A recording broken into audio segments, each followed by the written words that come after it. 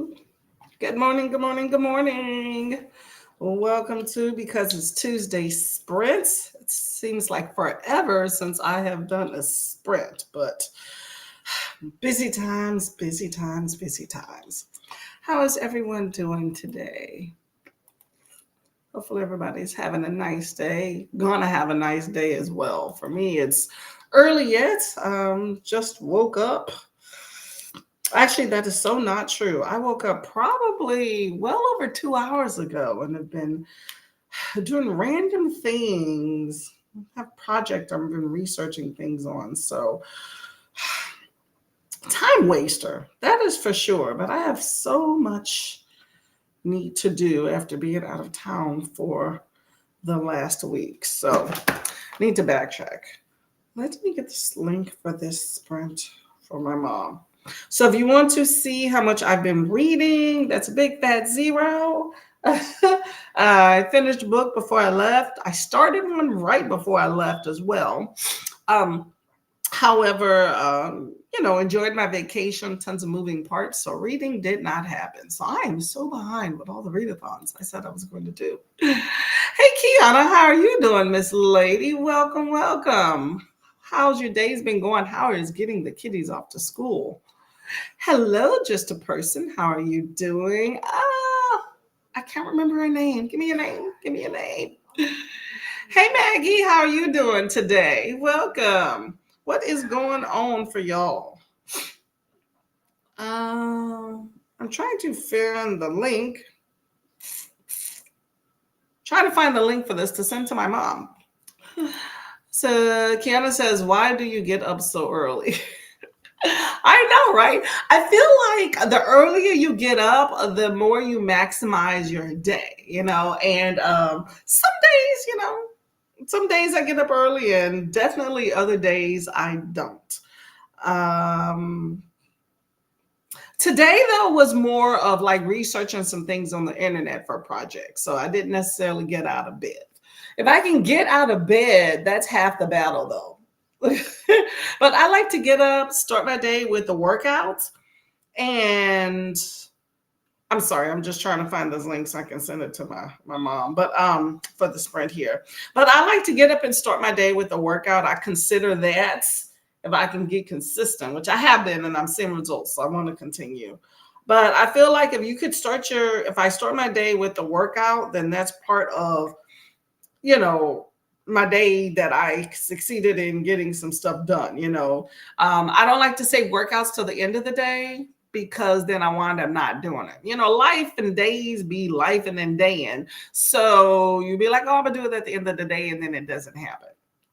So I like to start at the beginning of the day, get it done, get it out of the way before breakfast, and then I have everything else. But the sooner you do that, the earlier you do it, then the more things you can do throughout your day. So some days it does, some days it does not. So today is not one of those days. However, it is, first day back after a trip. Um, First day back into my regular routine because we came back on Sunday and then I had to work. So yesterday. So I figure out what's been going on with this house and stuff like that. But maximizes your day. It's a good time. Kiana says she lost her butt already. Yeah, I think I heard you say you had to take her to school the first 2 days of school. Y'all, you gotta, even if these kids older, you gotta pin the note to the kid. Gotta do something like that, y'all. Oh man, serving them jack you up already, right? Maggie says early 5 a.m. Writers Club stream, took care of the dogs, cleaned kitchen, and now back to editing. See, someone else maximizes your day, right? I feel like the later you get up, the less time you have to do the things that you want to or things you have to do. Okay, because those are definitely two different things. But it's a struggle sometimes when you don't have a reason to.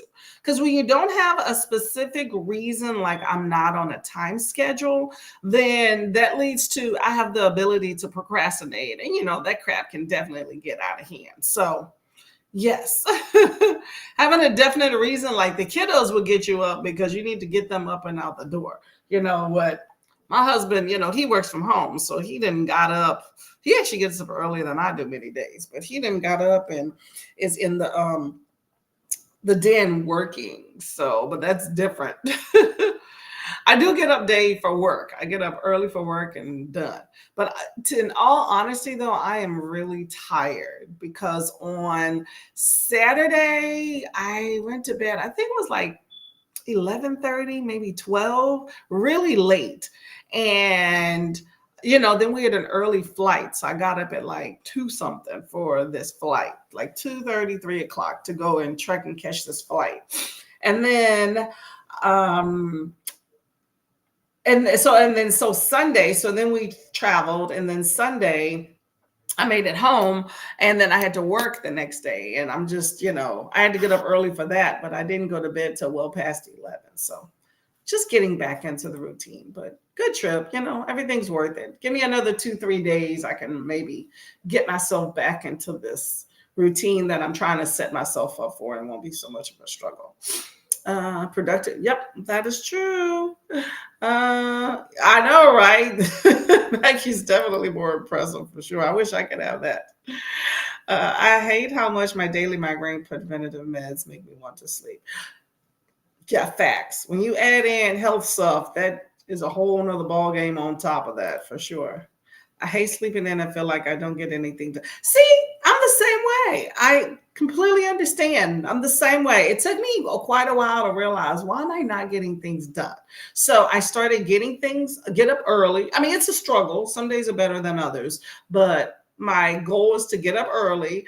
I cut out TV during the day. For books, I like to put on a good audio if I'm busy running around doing things. But for the most part, I find that if I get up early, get my exercise done, because that's important. It's I consider that part of a daily chore. So get that chore out of the way, and then do all the other things that I want to do. And it allows me a good amount of time to then sit and read, which is what I would prefer. So that's my motivation. It's just now finding that after not having that routine. Because it's been darn near a week and I haven't read a book. I haven't really been sprinting.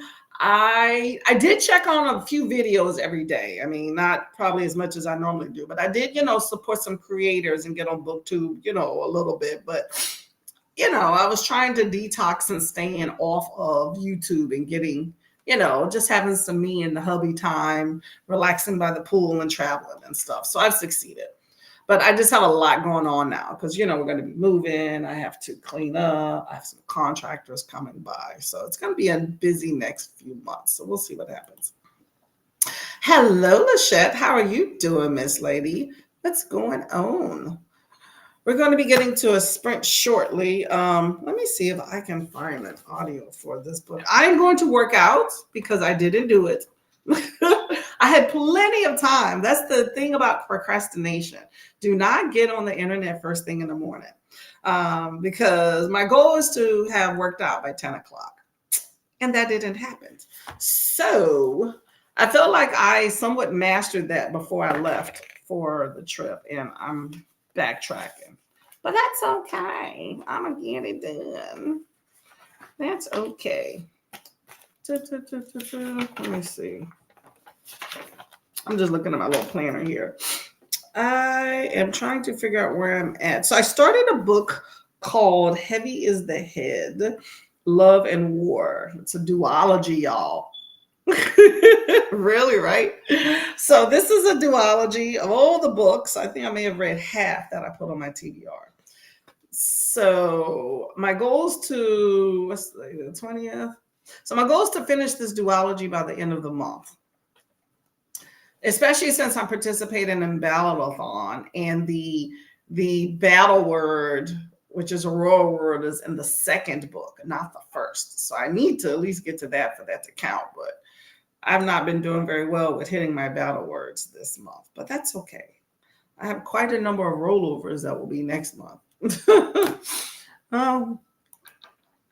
Hi, Lachette. Lachette says hi. Oh, Lachette. Woke up construction when I had expected a peaceful morning. Ooh, what are they building next to you? Let us know. Let us know. Let us know. Trying to find this book that I have. I don't think I have an audio version of this book. Oh well, that just means I won't listen to it while I'm. Hmm, no, that's definitely not the book. Ah, well, whatever. Workout will just be peaceful. That's fine. I need to. Ooh, I need to go and find. Yeah, I put it down there. Okay, y'all. So we're gonna get to the first sprints. My goal is about maybe 3 hours today, maybe 4, but 3 hours sprint today. Just get a little dusting off the sprint mechanics here, and then go from there. Okay.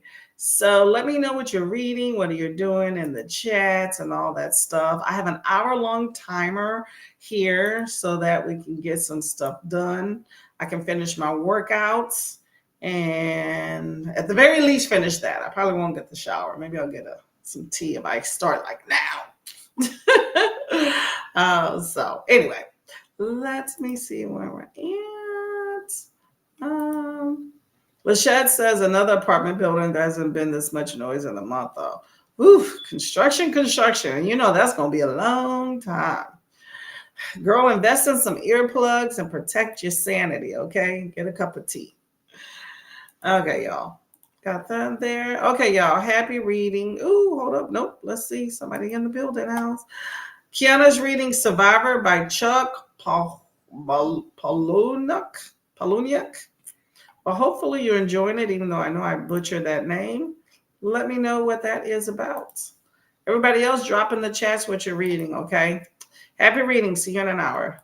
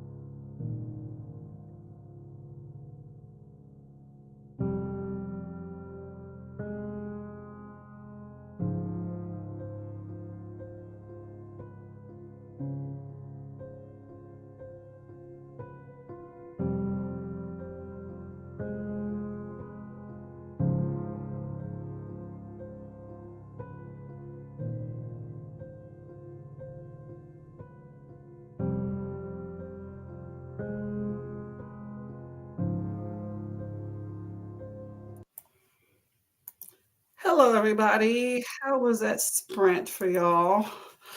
Whew, okay. Of course, everything happens at one time. Like 2 minutes before a sprint's supposed to end, I got a maintenance guy coming up. My husband's trying to talk to me. Oh my gosh. Pain in the ass. Anyway, how did everybody do? Let me set up another 45-minute timer just in case I gotta go and go figure out what's going on with these folks here. Okay, so I was right here. So Kiana said she was reading Survivor by Chug Palahniuk. Let me know what that's about. Lachette says trying to read Blackbird Oracle while drinking tea. That sounds delicious. The tea part. Definitely could use that. I've never heard of Blackbird Oracle. Sounds magical. Let me know about it. Norway. Hello, Catherine from Norway. You're a long way from here. How are you doing today? Hopefully, you're having a good day.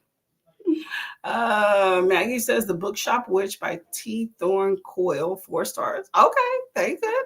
I like a book that goes well, that's already starting out good. Um, Maggie has to go. Hubby needs to bring a key left at home for work. Not feeling like I should drive today. Oh my God, slow and steady. Exactly. Slow, steady, and be very diligent in looking around for sure. Okay, I'm trying to get this. I got one of these little new age biodegradable trash bags that are the worst. I'm glad I got these for free. You know, they're thin, green, and light. But y'all, I feel like for every three I open, two of them, well, I'll say half. At least half of them you tear and you can't use. I definitely would not be buying these. I like that they're eco-friendly, but they are not very strong. I mean, I feel like they're good like bathroom trash cans, but they're thin and they're just opening them is a chore. You have to be so careful. I've never spent so much time trying to open one bag in my life. Maggie says, be blessed and have a lovely day. You do as well. You do as well. I got the workout on, so that's at least a plus. So part of the day is already going well.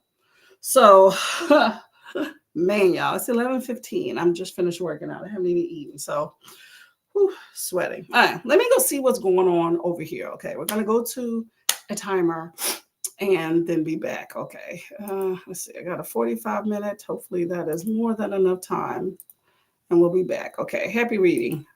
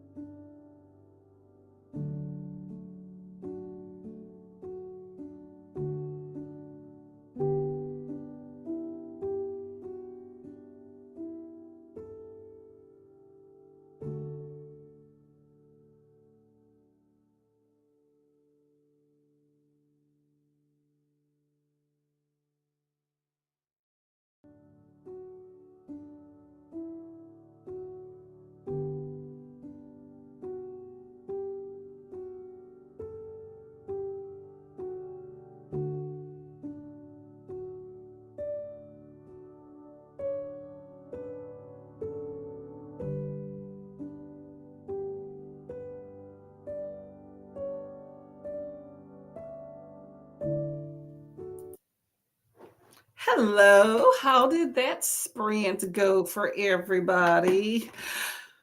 Got some still. It is dark in here. And I don't have my lamp plugged in. But anyway, got some stuff taken care of, so that's nice. Let me get a light on here because I feel like it's kind of shadowy here. Hold on a second. Oh, let there be light, y'all. Oh, if I can plug this in. There we go. Okay. Kind of. That's a little better. Just a little bit. I'm sorry I had to go so quickly before. We had a contractor that it came and had to see what they were talking about. You know, it's so expensive. Anybody had termite treatments at their house? It can just become a pain in the arse. I tell you that. It's annoying. Everything's about contracting and spending money, and then you have to get different contractors out, and everybody says something different, and they all want your money. It's a pain in the arse. I like to avoid that as much as possible. Anyway, let me see where we were at in the chat. Okay, so Maggie had to go. Thank you very much for coming, Miss Maggie. And then we have Jaleesa. Hello, hello. Working my notes for a beta read. Okay, yep, got to get them notes together. I understand. Let's see. How did I miss the first chat? It was quick, girl. Oh my gosh. The first chat was quick. Okay. I had to deal with a contractor that literally came up like 2 minutes before the sprint ended. And I'm like, really? Really? Such a pain. But anyway, and he was quick too when he came in by the time I talked to him. So, but I had to go handle that. So sorry. It was like literally 4 minutes or whatever. So I got these allergies going on today. But yeah, we were done. Hopefully you got some reading done. 34%, and now I have to start work. Dreaded work. Don't you love it? Well, hopefully you have a pleasant day for sure. Finishing my first cup of tea. I think I'm gonna have another one and then take a shower in the next sprint. Hi, Christina. Hello. Nice to see you. I've been gone for a while. It seems like it's only been like less than a week, but still it feels weird. Nice to see your face or your name or your penguins. Hydrate like the hook button. Yes, very much. Much appreciated if you do.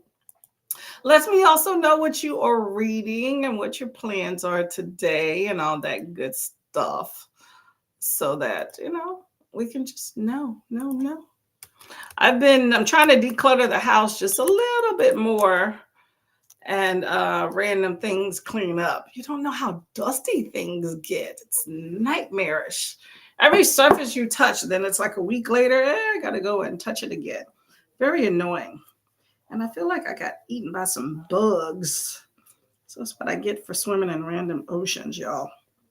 I cut these nails off. I think I'm contributing to the problem.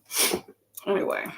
Where am I at? Jaleesa says my mother had it done to her apartment home this year, last year. There was a lot of drilling involved. I forgot where the termites came from. Yes, if you are aware that you have termites, yes, they have to drill into the concrete and all that crazy stuff. That's how you can tell when a home has had a termite treatment or a termite problem, is when you have the nice little round drill holes into the pavement.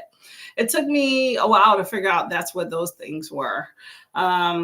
So yeah, but we're, at some point going to sell this house. So we're trying to get people out, but we have this thing. It's a bait system where it's like, I didn't know what it was before I moved here because I never heard of it. I guess it's a fancy system or whatever, but it works pretty well for like a big house to cover the entire perimeter.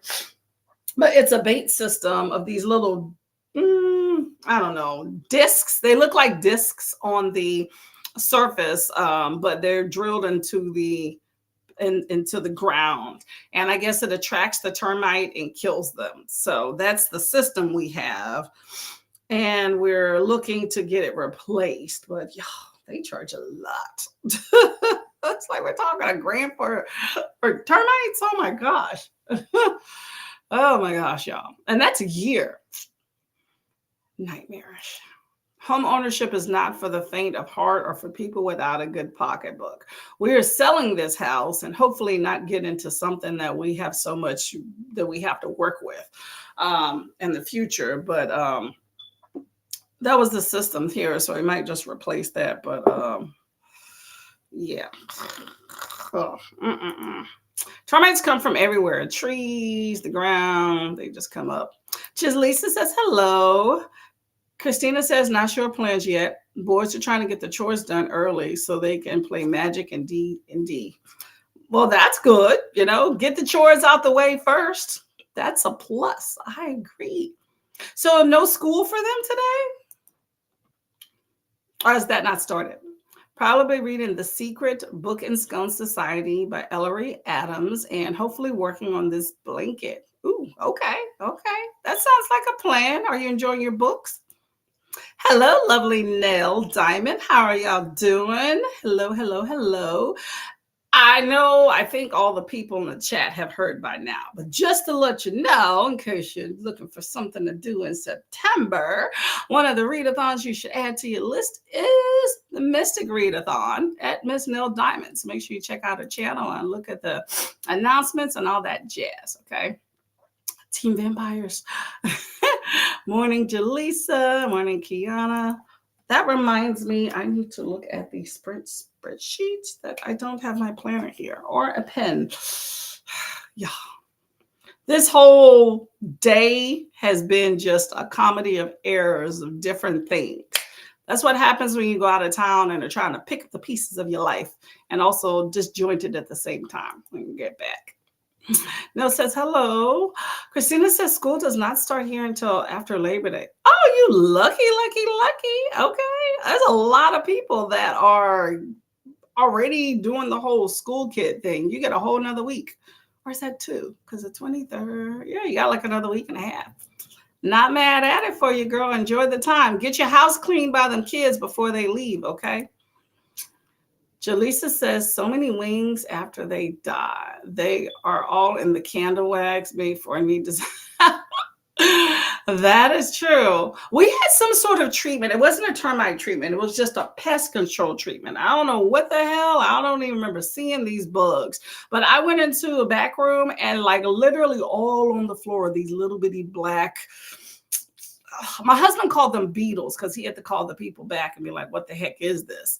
But they're like these little bitty black bugs, like tiny, just if it was just one, you'd think it was a speck of dirt, but there's little bitty bugs all over the place.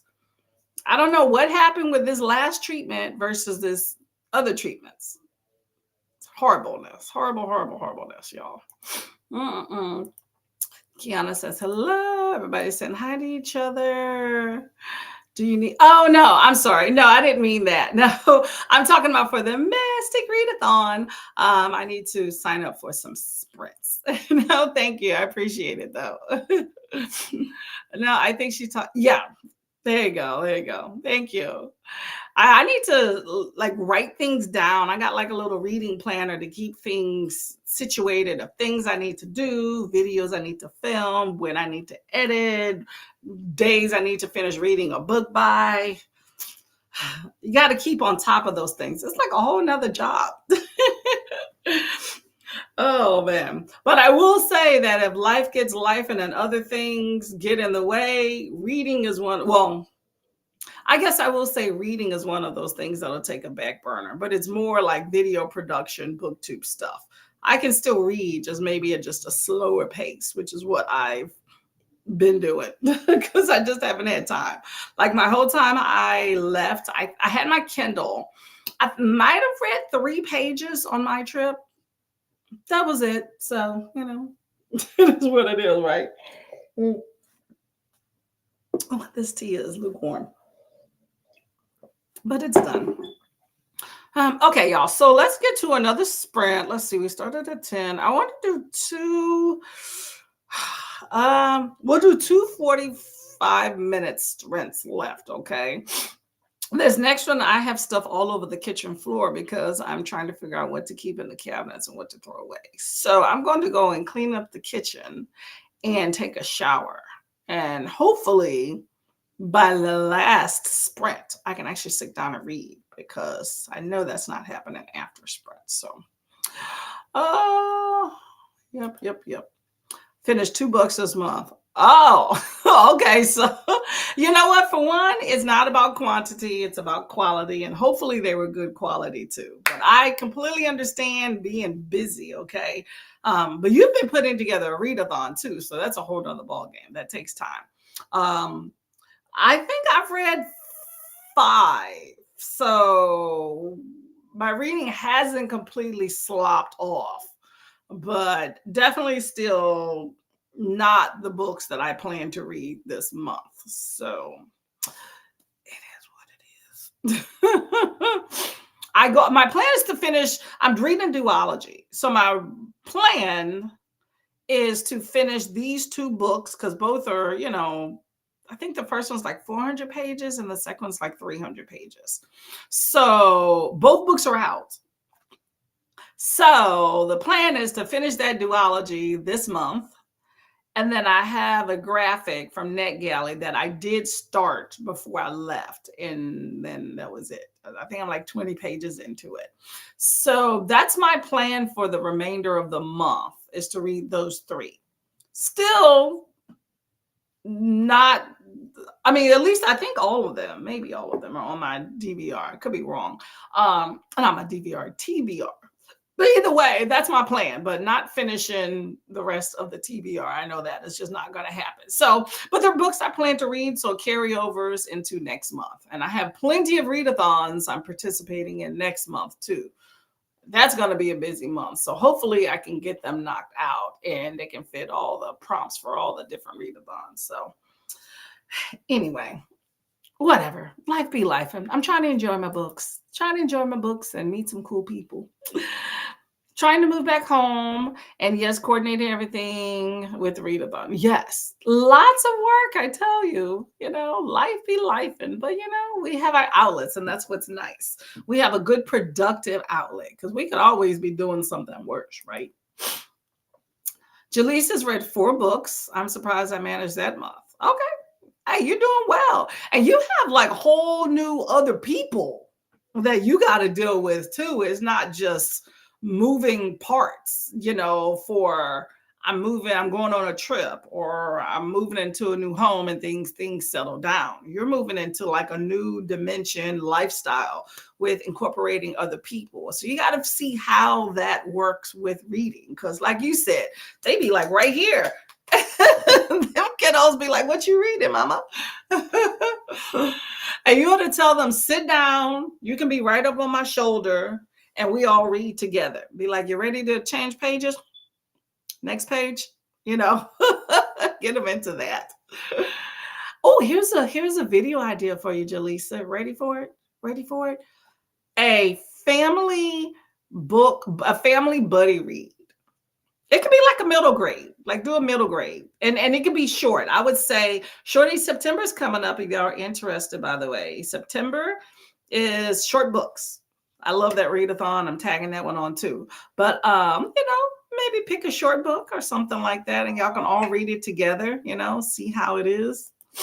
Maybe even something, maybe not historic, but something kind of like, talk about, new people to America and the new things discovered, I don't know, just an idea.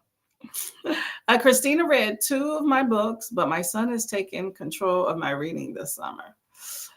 Kids do that sometimes. Give them a little power in this realm that takes you away from them. Nothing wrong with that.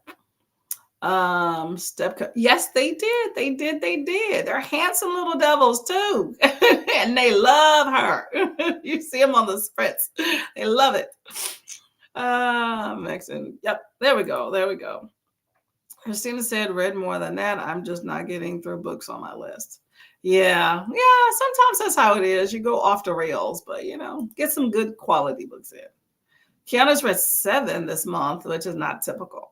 Okay, I ain't mad at you. Are y'all enjoying these books? I always say, if you read 1 book or you read 14. As long as you're enjoying it, taking the time to enjoy it. That's why a few months ago I slowed my reading down. For one, I realized, okay, I can't sustain the pace of reading all the time. Got stuff to do. But I don't want to just read a book. I want to enjoy while I'm reading it. And some books go quicker than others, where I can enjoy it quicker before I get to the next one. And then others I need to savor a little bit longer. But some books just take a minute. Like I was trying to tell my mom, she loves this Matt Shaw guy. If y'all haven't seen my Mother's Day video talking about books my mom read, check it out. It's on my channel. But my mom loves horror novels, right? And she loves this guy named Matt Shaw. But she was reading, I think it was an anthology or something like that. And it was like 2 weeks and she was reading this book. And I'm like, Mama, you don't read 2 weeks? Unless you went on out somewhere and just didn't have the time or whatever. But 2 weeks is a lot, probably for any of us to be reading a book. And I'm talking about just reading straight, not I had to take a break or I'm multi-reading books. I'm talking about I'm sitting here with this bad boy and I'm reading it. Oh, did my light go out? Don't be playing with me now. I think my ring light might be broken. Okay, I'll figure it out. But that's a long time. And I'm like, every time I talked to her, she was complaining about it. I'm like, Mama, you don't even like this book. Stop. DNF. I've been trying to teach her DNF, But yeah. If you got to take 2 weeks to enjoy a book, and if it's languid because you don't have time, that's one thing. But if you're not enjoying it as much as we read, get rid of it and go to something else. Okay, enjoy it. I've had a lot of 3 stars lately, though. I will say that. Not to say that I didn't enjoy them, just not as much as I expected to enjoy them. But I think 3 is okay. Yep, they're there. Exciting. Yeah, new challenges for Miss Jaleesa. They're acclimation. I think it's everybody has to acclimate. I'll have them on video call with you one day. The oldest talks and acts like an anime character when he's excited. That's why we can't read together. Oh my gosh. Oh, you might need to quell that excitement a little bit. But as long as he can sit down enough to get some studies done and learn something, then hey, have at it, okay? That energy is for a reason, right? Youth, darn it. Christina says, enjoying reading and listening to books with my son. And there are books in this series that I did not get to when I read it the first time. So they will be coming off the list. Okay, I get you. I get you on that one. Yeah, sometimes you might not necessarily have to read directly with, there we go, got another light. Read directly with them. Maybe give like a time frame. Like, hey, we're going to read this book. Here's it is. You got 2 weeks, But yeah, maybe there's a reason you didn't read the books. No says the first book I read this month was fine. I think I have it somewhere between 3.5 and 4. Okay, and the next one was a 5.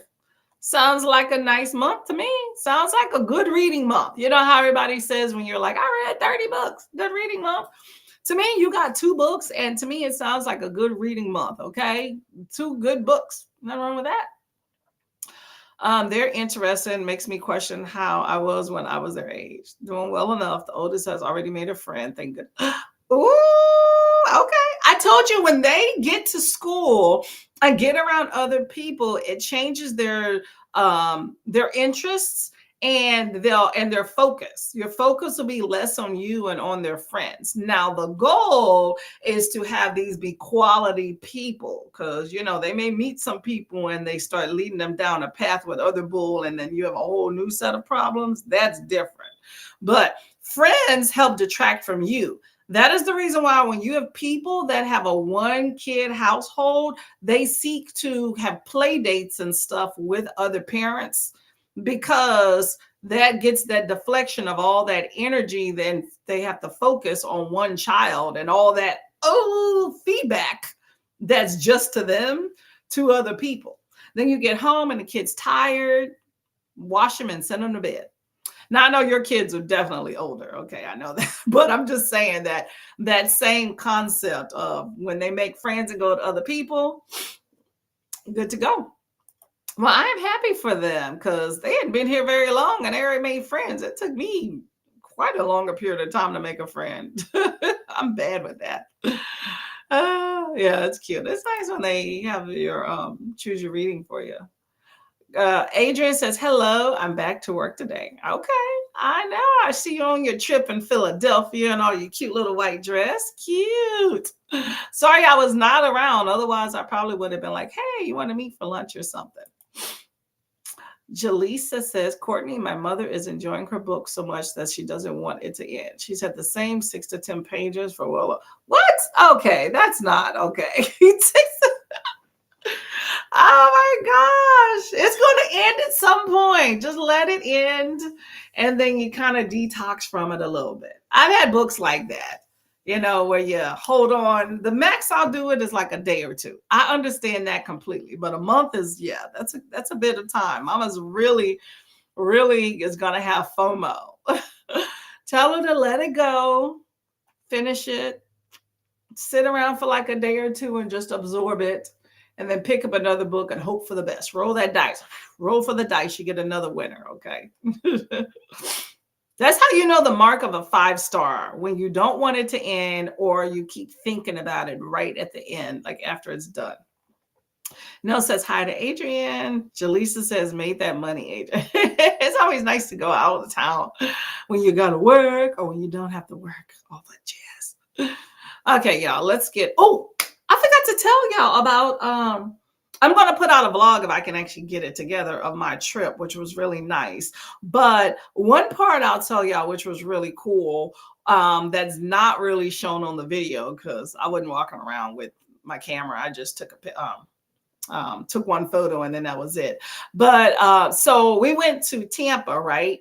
And so outside of Tampa, and I have a friend who has friends. I guess they're all part of like a boating community type thing. It's a whole vibe out there. I'm not owning boats and stuff, but I will hang with you all day, right? So my friend has friends have friends, right? So they're like, "Oh, we're going on our boats tomorrow to a sandbar," right?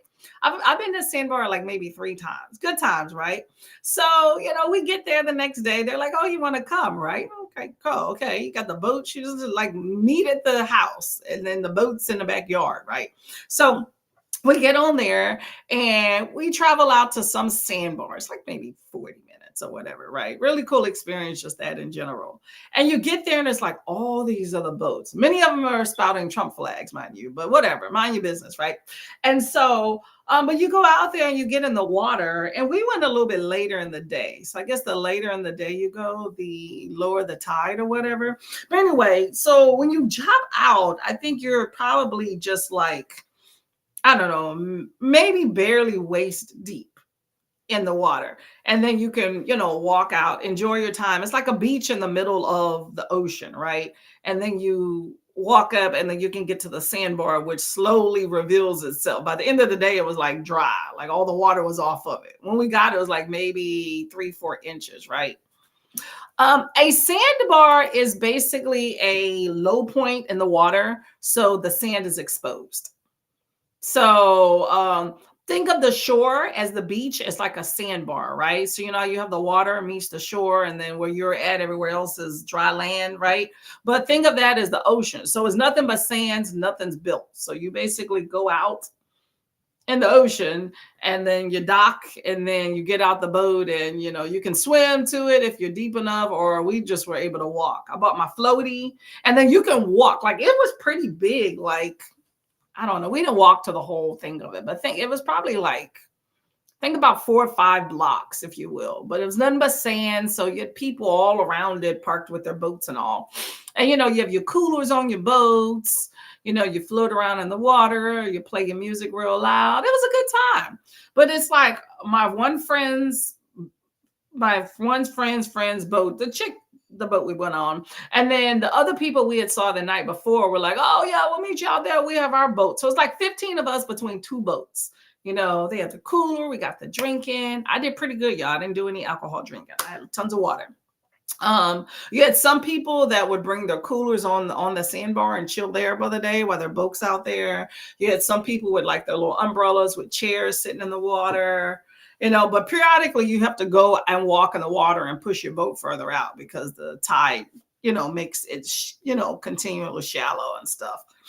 But you got to watch out for sharks and stuff. But it was a really good time though. Awesome time. We did that.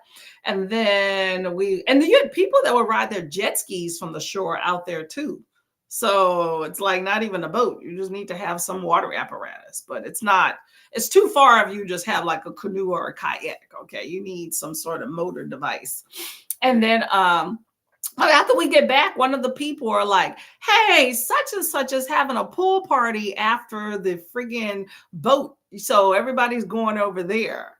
So then we go to this, I can only call it a mansion on the water, right? Dude has like a big ass boat on the stilts. So it's dry docked with the friggin' cover over it. Like, nice boat. Like the boat I was on was nice.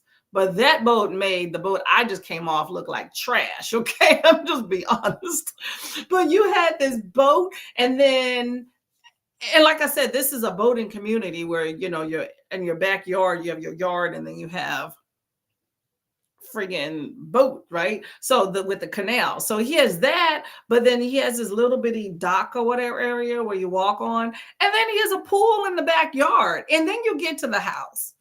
I'm like, what in the world? And what's funny is one of the guys that invited us, first I come to the one house. I'm like, oh, is this the party? Because people are in the pool. He's like, no, the party's next door.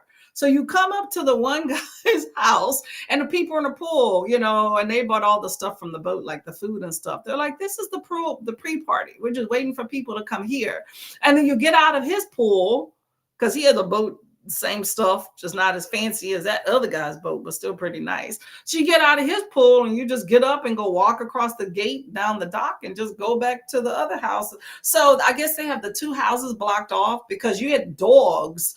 Apparently the guy's really into dogs. His pool is custom made with paw prints like embedded in the concrete around the pool or whatever. He's like this bachelor guy, makes tons of money, whatever. But the dogs, I couldn't tell whose dog was what. It was like 6 dogs, and they just go between each other's houses because like down the docks and stuff.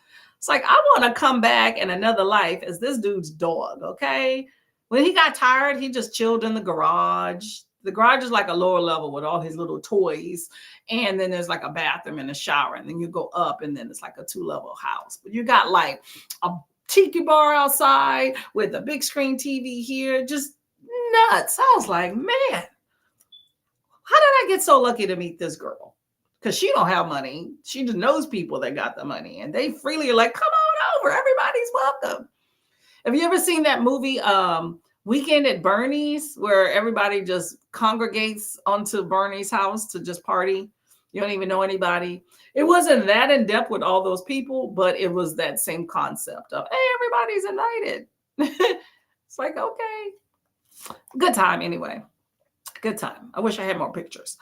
So it's like a strip of sand in the middle of the water, and you just set up your own chairs or blankets or whatever and bring your own. Yeah, you don't bring blankets though, because count on things being wet. Because when you first get in there, it's because you got to bring everything to shore. Most people don't bring a lot of things to shore because you just kind of party around in the water, chill with your friends, float around, and you can just keep getting things on and off the boat. But the sandbar, like I said, the beginning of the day is wet. But then, the tide slowly brings the water out to where it gets dry. But it'll always be wet, water ebbs and flows. But yeah, a good time. Yeah. We didn't bring anything to shore but our bodies. Like we would go there and got a lot of seashells and just sit at the shore a little bit and swim back and forth between the boat. But it was a good time. Hello, Dee Dee. How are you doing? Oh, you went on trip too. Okay. How was Belgium? I was just talking about my trip to the Tampa area, which was lovely. Went to Clearwater, Florida. Water's not clear. I've seen clear, but it was still pretty nice, pretty blue. Hello, Paco. How are you doing? Hello. Nell says hello too. Okay. Let me see. I think I am going to start. What did I say? 2 more sprints. Okay. Nell says, I thought it was a bar. I'm pretty sure people make bars out of sand, but no, not this one. This is a sandbar is like, it's a location. Yeah. I've been to a bar out of ice. I wouldn't be surprised if there was a bar made out of sand. I I've been to ice bars too as well. If you ever go to St. Thomas, there is an ice bar museum. Well, it's an ice museum, but there is a bar in it. That's pretty cool as well. Belgium was okay. Not great, just okay. Let us know what's something key if we ever go to Belgium that we should look up. All right, let me see. I am going to put this timer here. And we got some nature in the mix. Okay, like I said, we're going to do 2 minutes sprints. I'm going to go clean up some mess and take a shower. And then hopefully by the last sprint, I can sit down and do some reading. Okay, y'all. Happy reading. See you in 45.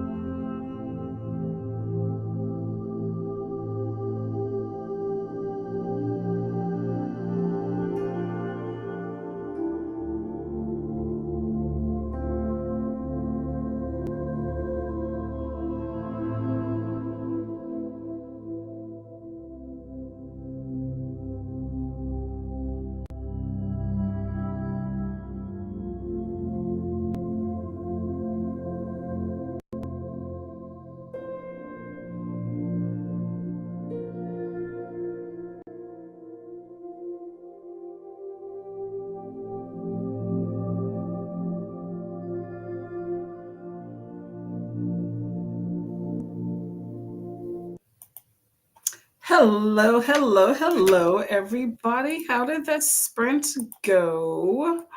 Hopefully, you managed to get some good reading done. Did I? No, I did not. I did not, but I got other stuff done. I had to take care of some stuff with the neighbors. So I never did take a shower. I was about 10 minutes ago where I was finally in the position to take a shower, but I was like, would I be done? And by the time the sprint ended, probably not. So I figured I would wait till sprint end. We have one more sprint. I'm going to read during the next sprint. So otherwise I'll get busy with stuff. Okay, so Dee Dee was coming into the mix and was saying hello. She went to Belgium. So we are seeing how that Belgium trip went. Christina says one day she wouldn't mind going to see one of those ice hotels. Oh, they have those in where do they have that? Is it Switzerland? I can't remember. Iceland, where they have the ice hotels? That would be really cool. I've never been to one of those. I wouldn't mind seeing that. I wouldn't mind seeing that in like a time lapse, which I probably could see like the whole melting of it. I know they're seasonals, but I've been to like those ice, like basically it's an overgrown cooler type place. So those are pretty cool for things like that. Pretty fun. I like unique things. Staying in one feels weird. Yeah, I would think. It'd be pretty chilly, but you get used to it. Don't want to walk around with a coat all day. Christina would be so afraid it would melt on me. Probably if it stays cold. They have tons of refrigerators on and around and all that stuff. So I think you would be fine unless you went later in the season and then it started cooling off or something. No fear. Oh, okay. So how did everybody else's reading go for that sprint? I'm just writing down the book I am reading. Let's see. Hold up. Love and War. Love and War.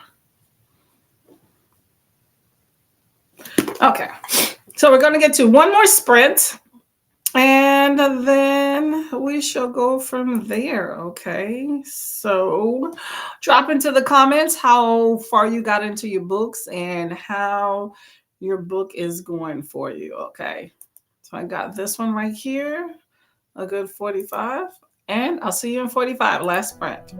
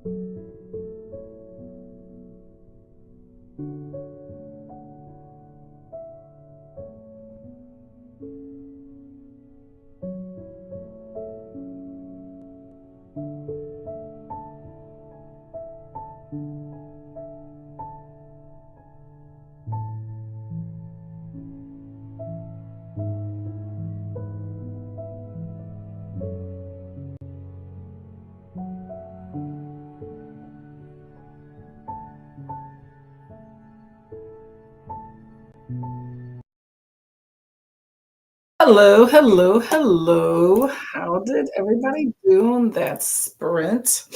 I am at 25% in my book. Pretty interesting. It is a fantasy. Got some political intrigue in there. That was the last sprint. Last sprint. I'm glad I got some reading done. No shower, but got a sprint done. So I'm happy with that. Let's see, we're in the comments here.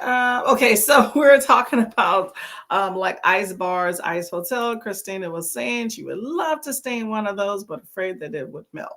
That would be unfortunate if you were taking a bath, asleep at night, and next thing you know, you're out in the open air or wet.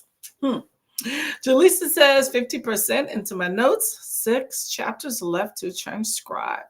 Ooh. Oh, so it's as you're going. For some reason, I was thinking you're talking about notes like after you've already read the book. Okay. Yeah. When you're beta reading a book, you definitely have to slow down your reading and take your time reading that. Well, that's a good thing that you're doing that for someone. Hopefully, finish in the next sprint. Fingers crossed. Okay. I shall see. Well, that was the last sprint. So I think this was, right before. I did not put that was the last sprint, or did I? I did. Okay, I did. Just making sure. It's like, whew. Let's see. Christina spent the whole time trying to find a pic of this meal I made a while back, stalking my sister's Facebook too. Still can't find it. Don't you hate when you can't find something that you know you put in a particular location? Keep going at it. You'll find it.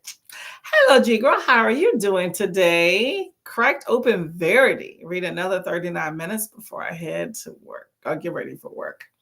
Verity's a good time. A good time. How are you liking it thus far? I enjoyed it. I'm not foraying more into coho, but I did enjoy Verity. Hey, Stacy and Steph, how are you doing? Getting some work done. Good with that one. Make some money. I skipped over something, I think. Here we go.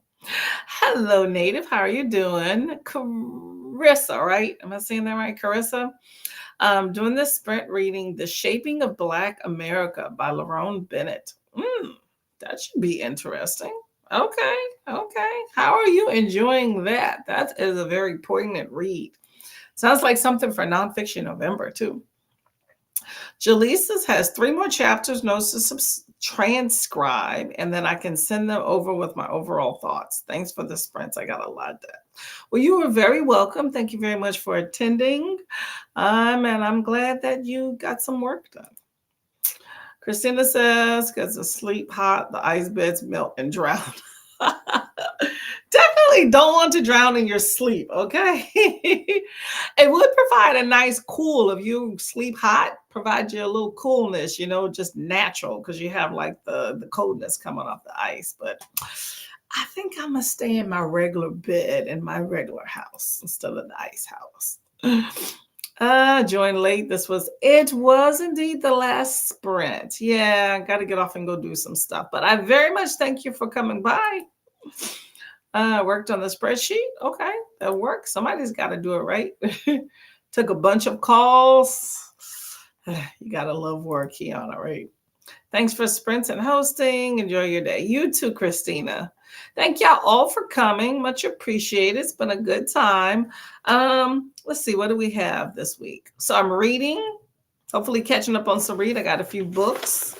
So I will be having a video vacation vlog coming out on Saturday if y'all are interested. I'm going to put that into the void. So I'm going to write that on my calendar so I can make sure it happens. I got a few days to edit.